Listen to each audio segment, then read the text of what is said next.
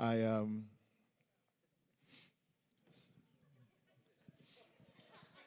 got some instruction on how I should I position the Uggs. So we'll see this for this session, and then maybe the third session I'll come out just barefoot. But we're starting to get it together. A couple of years ago, I did something that after I said I was going to do it, I immediately regretted it. I said I was going to do a half marathon, and I said it to the church. Terrible mistake. Church people was getting on my nerves, you know what I mean? Pastor, how the training going? How it look like it's going? Does it look like I'm out training? Well, I'm praying for you. Save them prayers for somebody else. You know what I mean? It's just so irritating because everybody wants to know how I was doing, and I wasn't doing good. I wasn't doing good at all. I ain't no runner, you know what I mean? I didn't know what I was thinking. I just got excited and signed up for the Disney Marathon and regretted it ever since. There's a trainer in our church, and he was watching me and watching how nothing was happening every Sunday. And he literally set up an appointment with me. He set up an appointment to come and talk to me. I didn't know what he was going to be talking about. He says, hey, Pastor, I just want to check in on you. What are you doing? And I said, what do you mean? He's like, about the marathon. And he's like, I was like, oh, not much. He says, I see. So he volunteered to train me. Here's the problem, though. His name was Justice. You want to talk about a terrible name for a trainer, you know what I mean? It's 6 a.m. in the morning, and you look at your phone, and Justice is calling. You know what I mean? It's like, ooh, you know. So I remember the first day he came over to the house. He came out. He had this little ball, this balancing ball, and these bands and stuff like that. And it's just not, I'm just not a workout guy. So we in there, and we just going at it, y'all. We just going at it, and we just working it out. And I'm sweating. I'm literally about to say, yo, I'm about to throw up and quit. I can't go anymore. Just before I throw in the towel, he says, all right, let's go. And I said, whoo, we're done. He says, nope, we're about to get started. I said, what? He says, yeah, we're all stretched now, so let's get started with the workout. I said, that wasn't the workout? He said, no, man, that was just the stretching. I said, I quit. I'm done. What you mean? He says, Albert, before we can actually work out your muscles first have to be stretched. Because if you try to work out your muscles without stretching them, you could cause injury to yourself. The next day, y'all know what happened. Oh, my goodness. I felt like I got hit by a truck. Like I felt like something was wrong with me. Like who works out the next day and then the next day you get pain that you didn't even feel the day before? Like the math on that is wrong. Like who wants to feel that? You know what I mean? So the soreness alone, I called Justice the next day. I said, hey man, we did something wrong. I feel terrible. I don't think you know what you're doing. I quit. And I really don't even want to see you again. You need to find another church. You need to go to a church with one of them counseling centers because I'm done with you, Jack. You know, he was like, Albert, what are you talking about? He says, bro, I can't even move. He says, that's just soreness. And I was like, what do you mean that's just soreness? What? He said, what many of you know, he said soreness is a part of working out. As a matter of fact, if you have a good workout and you don't feel, especially if you hadn't worked out in a long time and you're not sore the next day, then you probably didn't have a good workout. And I was like, we had a great workout then because I am sore. You know what I've discovered about the church as we try to engage in culture and try to lead with compassion to fulfill the Great Commission? We don't know how to get sore and work through it.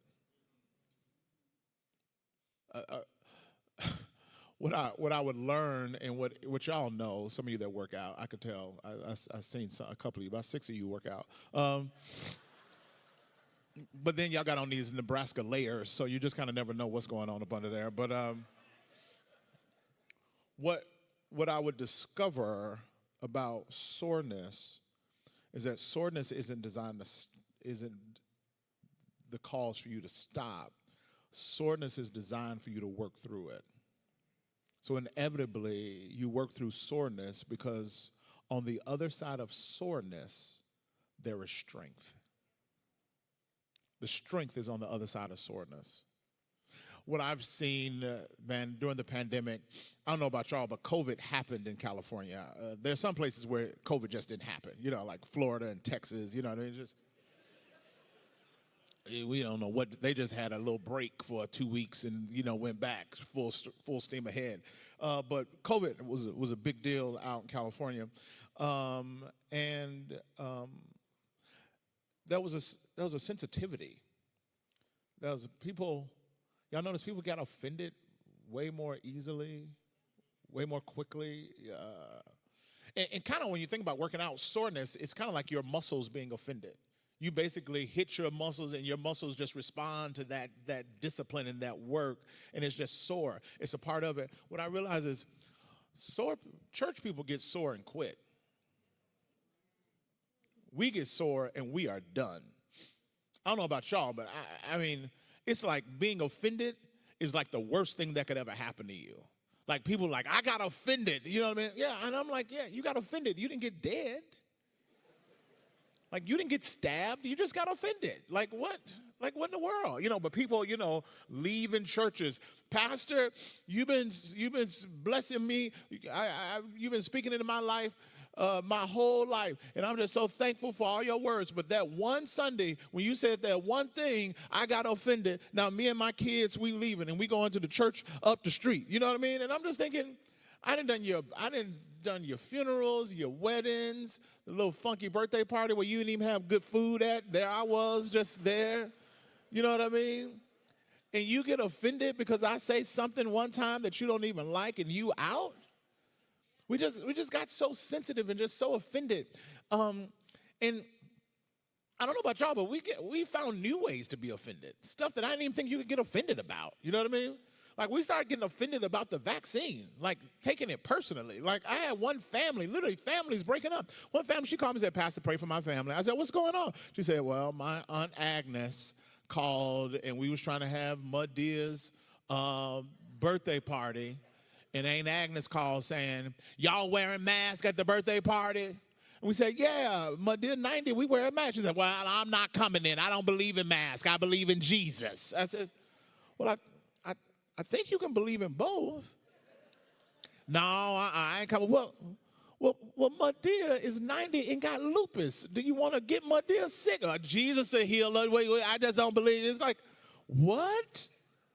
So people literally, families not getting together for holidays because of different opinions and different perspectives and different views or just being offended about different things. You know what I mean? It is amazing. I got the vaccine. I got the vaccine. I got the booster. Went back to get the shot. Took a friend. He brought a lime. I said, it's not that kind of shot, bro.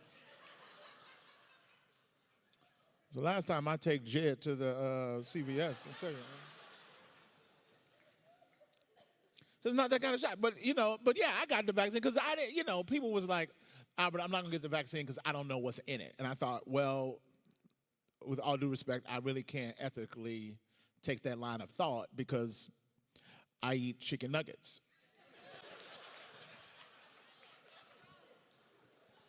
Come on, y'all know we don't know what's in them. And I'm just popping them. I know what's on them, barbecue sauce, but I don't know what's in them, you know what I mean? But I don't know about you, but I just noticed a fragmentation in culture where this thing just began to happen to where your Facebook posts, I know more about your convictions about Fauci than I do about Jesus Christ. The way you're displaying and your witness has become more about your vaccination status than your status in Jesus Christ and who he is to you in your life. So you've made that your most evangelistic approach, and to be honest, is centered not in compassion, but in contempt. I know more about what you're mad about than what you believe in and what you are about. Or are you about what you're mad about? Hello in here, somebody. I don't know about you, but I experienced just a radicalization of Christianity. It's like Christians just got radicalized. And we became more about the elephant or more about the donkey and less about the lamb. Hello, and here's somebody. Did you see what I did there? See what I did there? And you know what? The worst thing that can happen to you is not that you get offended. The worst thing that can happen to you, according to Scripture, one of the worst things that can happen is you not love well those whom have offended you.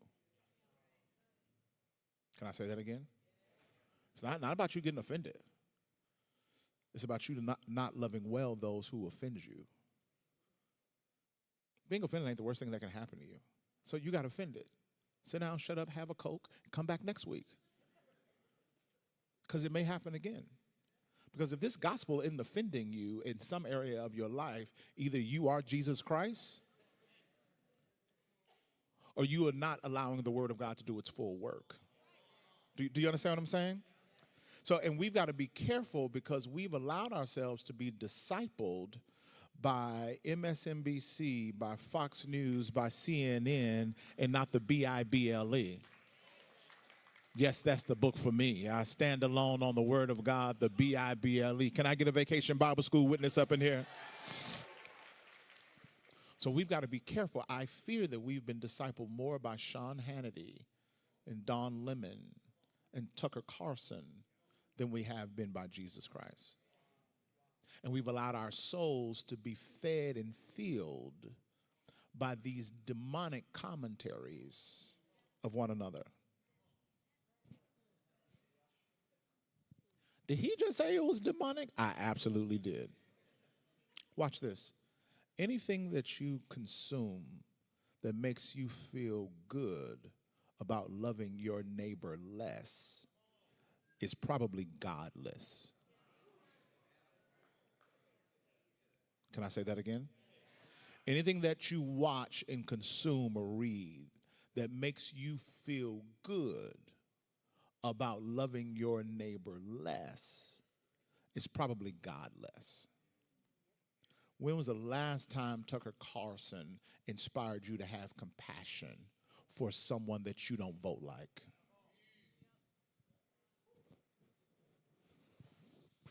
When was the last time Rachel Maddow did that? When was the last time Don Lemon did that?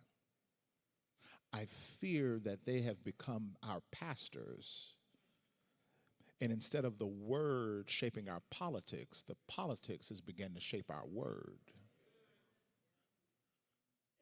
This becomes very problematic when we seek to love our city.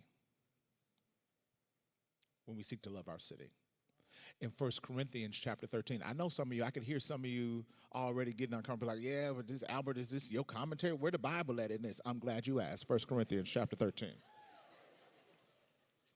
Paul had the same problem. He had a community of believers that didn't like each other, didn't serve one another. They weren't showing up for one another well. They weren't loving well. As a matter of fact, listen to what he says. He says, if I speak in tongues of men or of angels but do not have love, I am only a resounding gong or a clanging cymbal. If I have the gift of prophecy and can fathom all mysteries and all knowledge, and if I have a faith that can move mountains but do not have love, I am nothing. If I give all I possess to the poor and give over my body to hardship that I may boast, but do not have love, I gain nothing. Listen to what he's saying. He's saying, y'all real religious. You sing worship songs, you attend services, you got great Bible studies, you got great morning devotional time. Oh, look at you, you crying in service. Look at you, that song gets you every time. Look at you, another Sunday, another tear. Look at you, you just crying on the altar. Praise the Lord, you just worshiping the Lord. Let me tell you something, the devil don't care nothing about that tear that's rolling down your eye as long as you will roll that same eye to your neighbor in the parking lot. Hello, and here's somebody. He's saying, cry and do all your Beth Moore studies.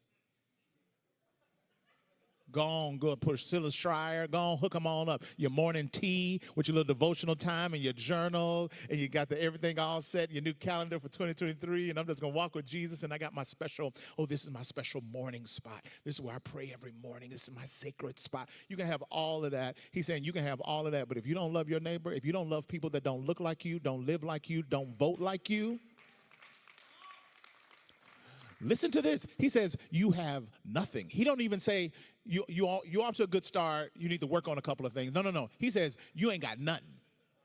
It's all It's a wash because you don't know how to love people that are different than you.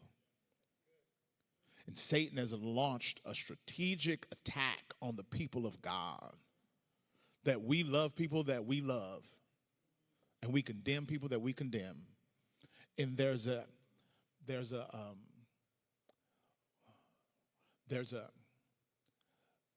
compassion famine that has marked the body of Christ.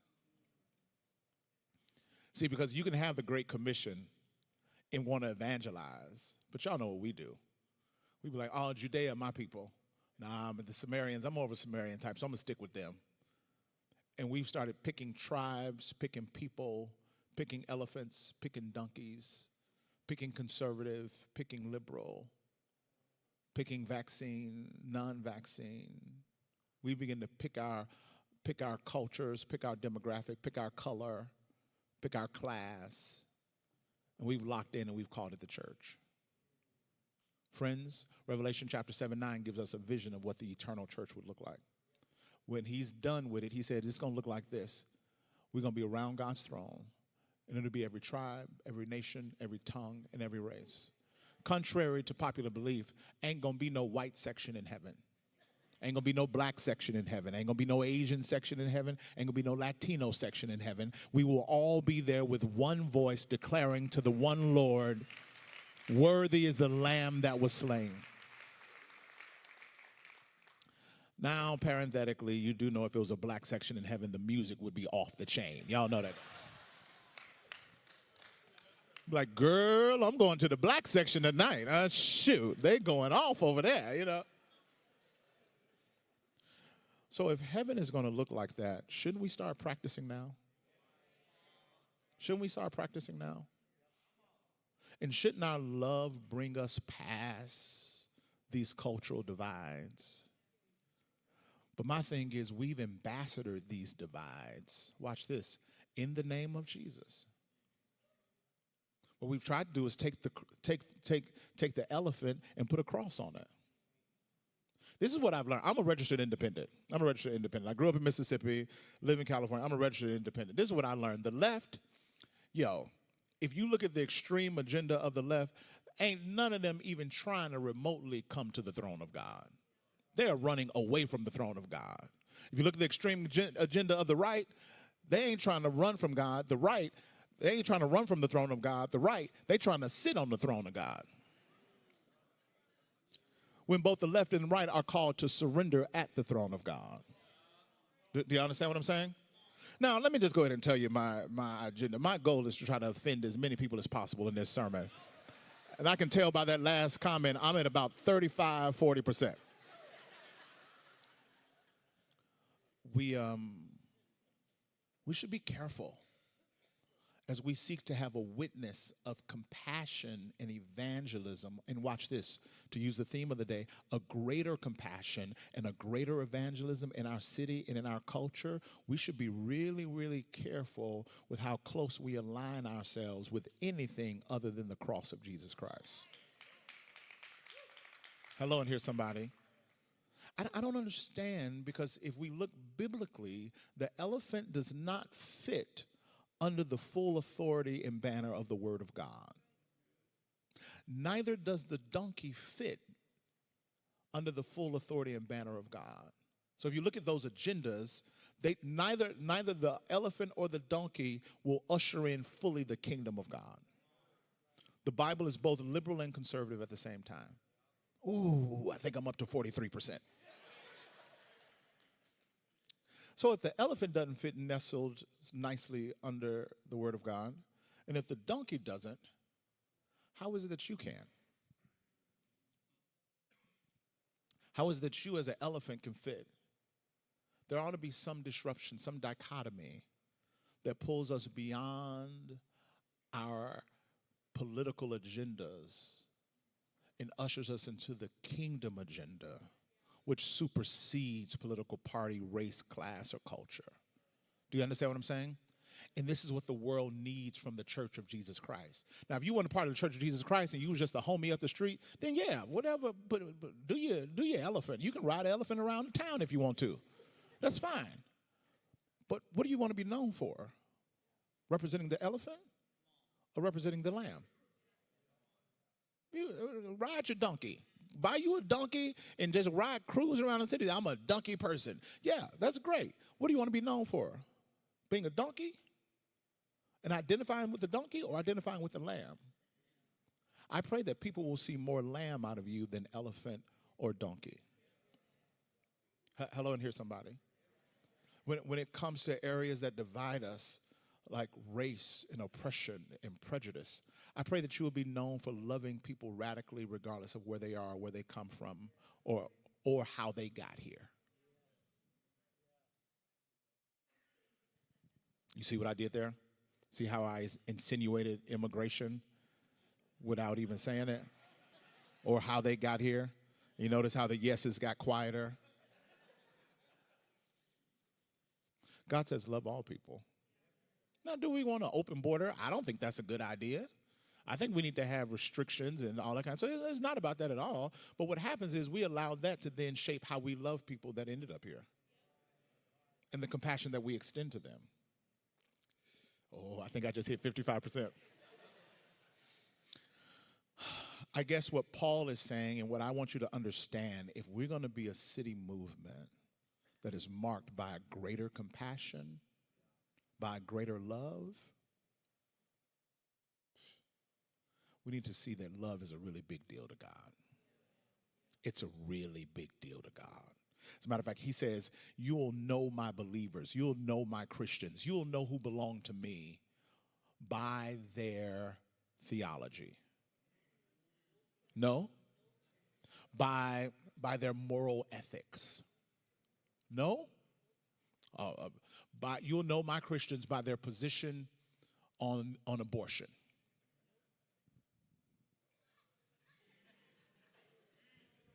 Yeah, I'm about at 75% now, I'm pretty sure. He said, you'll know my Christians by their love. By their love. Not by their stance on any issue or conviction. He could have said that. He had the choice to say that. And some of us pro-lifers ought to be like, he should have said that. That would make our job easier. You'll know we are Christians by pro-life. Boom, there we go. Let's put that on a t-shirt and let's go. Nah, he didn't say that. He said, you'll know my Christians by their love. Because you can be pro-life and just as hateful as the day is long. As a matter of fact, many of us are.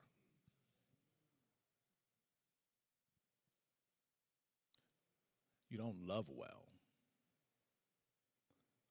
And it's uncanny how naturally it is for you to hate so well. He said, you will know my Christians by their love. Here's another one for you. You biblical scholars that's questioning my theological accuracy in this moment, this liberal, Ugg boot-wearing Californian that's come in with this wayward theology. What do you do with Matthew 25, my brother, my sister? Love is such a big deal. One of the first questions he's going to ask. I know we fantasize and we think about heaven. When we all get to heaven, what a day of rejoicing it will be when we all... Okay. He says, when you get to heaven, I got a couple of questions for you.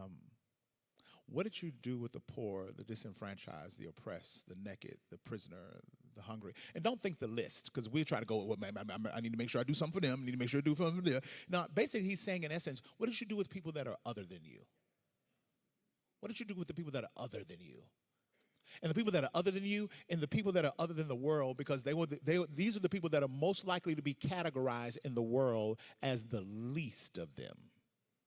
So the most likely to be marginalized, the most likely to be oppressed, the most likely to be to have prejudice against them, the most likely to be disenfranchised, the most likely to have less than most others. What you do with those people? Can you imagine? Can you imagine? Especially those of us that had great church attendance and religious, great stuff. Oh man, the lighting don't work back here.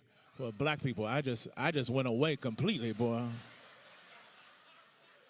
Man, I could tell this is the first black speaker y'all done had. Ain't a lot of light. Man, I just completely disappeared, Jack. Let me step into the light. It's that. Oh, there you go. That's that Danielle Strickland lighting right there, boy. I tell you, can you imagine standing in line, waiting your turn, and seeing people that you knew was holy, like, oh wow, it ain't going good for them.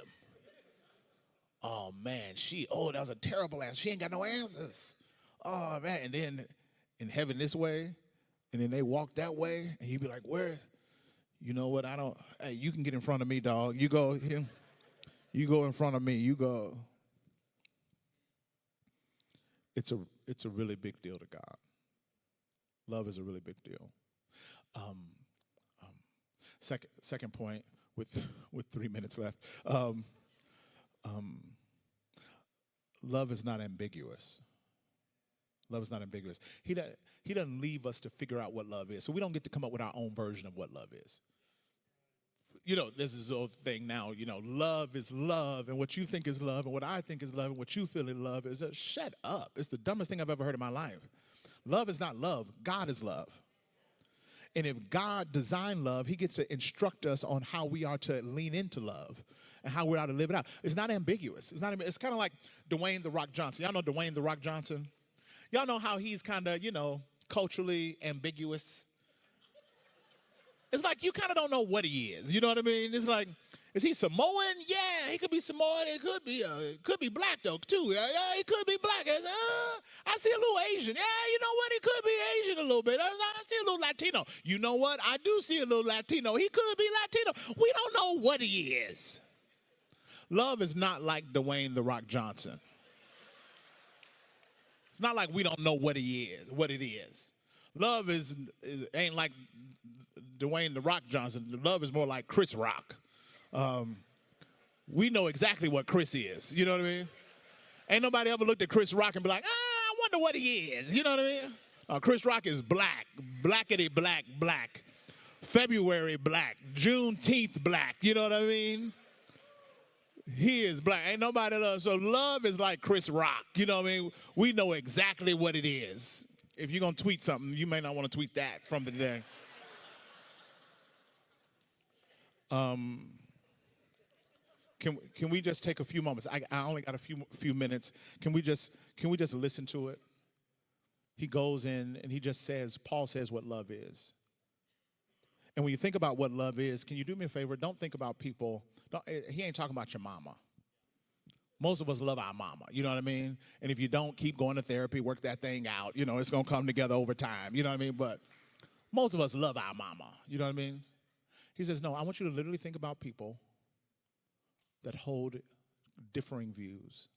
People that don't look like you, don't think like you, don't vote like you, don't live like you. People that are pro-choice. People that are Democrat. People that are Republican. People that got the vaccine and loved it, ate it like candy. Like, give me some more vaccine. I'm going to get some more. And then people that will spend the rest of their life fighting against it. Think about your other. And God is saying, apply this kind of compassion to your other. Patient. Patient in people. Not patient in time, patient in people. There are people in your life, to be with them, it requires patience. Some of you rode with some of those people this morning. That's why you was late. It requires patience to work with them. To love them well is to show up patiently. To love them well is to show up patiently. Love is kind. You ever notice how sometimes Christians can be some of the meanest people in the restaurant? Some of the meanest people in the community? What if we were known in this city for our patience? What if we were known for our kindness? It does not envy. The word envy there is not so much as I want what you have, but it's better translated, I'm mad that you have it to begin with. You see that? Love does not envy. What you doing? You ready to play me off? What's going on? Where y'all going? Y'all got a song coming up?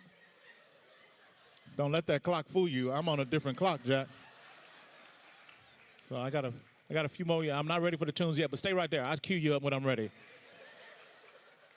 You thought I was ending. No, this is a soft landing, Jack. It does not envy. Watch this. It does not boast. It isn't proud. It does not dishonor others. It is not self-seeking. Listen to this one. It is not easily angered. How quickly do you get mad? Some of you got mad at me, and I only been up here 30 minutes. Man, you got mad quick. Man, you got angry quick. Man, you got offended so fast. Love doesn't do that. Love isn't easily angered. Watch this. It keeps no record of wrongs. The idea there is like an accounting spreadsheet where you just keep an account on people. It's that idea of I'm keeping a score on you and you got one more time to do something to me. Peter did this. Y'all remember when Peter said to the Lord, Lord, how many times do I have to forgive? What's funny about that is Peter had a number in mind. You remember that? He was like, Lord, how many times? 7? I'm thinking 7. You good with 7? You ever wonder why he had 7? Because I think it was somebody in his life that got on his nerves 6 times. And he was like, you got one more time. As a matter of fact, I'm going to ask Jesus, Jesus, how many times? I think 7 is a really good number. Some of you are keeping score, and I'm just telling you, love doesn't do that. Well, Albert, how do you not do that? Well, here, it's easy. Let me tell you something. If Jesus was keeping score on us, we would have been out of the game a long time ago. So if Jesus doesn't keep score on me, how can I keep score on you? Love doesn't keep score. Love does not delight in evil, but rejoices with the truth. That word delight in evil is interesting. That phrase, it's not like, ooh, evil, I'm excited. No. It's better translated, it doesn't delight in the evil. It's when you delight in the evil that happens to bad people. It's the idea of, see, I didn't like them to begin with, and look what happened to them. And that slight internal exhale you feel when something bad happens to them. Y'all remember when Donald Trump got COVID? Some of y'all was like, yes, finally, he got it. Now drink some Clorox, Mr. President. You know what I mean? And you kind of felt a little good about something that happened to someone that you thought was bad. And then, Trump was better. He went, landed in the helicopter, stood in front of the White House like, oh, he's like, shenanigans. You know what I mean? He was all mad. Or when Biden. Oh, you didn't think I was going to grab Biden too? Oh, you thought I was going to make it one-sided? No. What about when Biden, Afghanistan, trying to exit Afghanistan and people literally hanging off planes? It's one of the most visuals in American history. And some of us just say internal, Biden failed, and I feel good about his failure. Love doesn't do that. Love doesn't do that. What he's saying is love doesn't rejoice in evil regardless of where it rears its ugly head. We never take a victory lap over evil prevailing over anyone, anywhere, at any time. Love doesn't do that. I heard to a close it. This is the love chapter. Y'all are familiar with this. Most often read at weddings, most seldom seen in marriages. It's the love chapter. Most often preached in churches, most seldom lived out in Christians. He jumps to this part that I love. When I was a child, I talked like a child. I thought like a child. I reasoned like a child. When I became an adult, I put away childish things. It's interesting. It's almost like he changes the subject. It's like we know that verse. We've heard that all of our life. But we very seldom hear it in the context of him just explaining what love is. Isn't that interesting? What he's saying is, love is this. Love is patient, love is kind. That's what love is. And then he does an honest reflection. When I was a child, I loved like a child. I had a childish love. I think the point he's trying to help us to see is, at the end of the day, love grows up. And when love grows up, it looks like Jesus. So I had a childish kindness, but now I got a more mature kindness. I had a childish humility. Now I got a more mature humility. I had a childish patience, but now my patience is growing up because God's love is growing up in me. And as his love grows up in me, it's looking more and more like Jesus. So I'm sitting and doing life with people that don't look like me way more than ever before. I'm able to sit down with different theological, political visions and views and perspectives, and I don't have to flip over the table and get mad and go on Facebook and rebuke people in comment sections. Because my love is growing up, and it's looking more and more like Jesus. And that's a greater compassion. You can start playing something nice now, something nice and emotional. Go ahead. Oh, that's beautiful. When my daughter was a little girl, one of the worst things you can do in the church is come up to her. People used to say it all the time. People go up to her and say, "Girl, you look just like your daddy." First of all, my daddy's a dude with a beard. I don't look anything like a dude with a beard. But she couldn't help it. She looked just like me. When she was first born, she looked just like me. She turned 2, she looked even more like me. When she turned 4, she got glasses, OMG, SMH. She looked even more like me. Y'all, now that this girl is 16, I didn't know I could be this fine as a 16-year-old. I look at her and I be like, girl, we look fabulous. Look at us. Because the older she got, the more she looked like her father. That's love. That's the greater compassion that has to fuel a greater commission. Us out here in these Omaha streets, looking and loving more like Jesus. May we look like him. God is sending us out. But don't get it confused. He's sending us out to love. He's sending us out to love. He's not sending us out to fight for our rights or to protest and fight the power. We need to gain more power. Nothing's wrong with those things within themselves, but just look at Jesus and what Jesus did. If he came to overthrow, if his hope was to overthrow a political system, he could have with Rome and Caesar. Christians have never won fighting for our rights.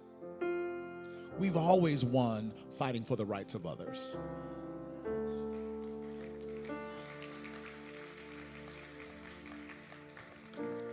How we gain influence in the culture and how we continue to build the kingdom has always been through our great compassion and our great commitment to people who the world looked at and said no.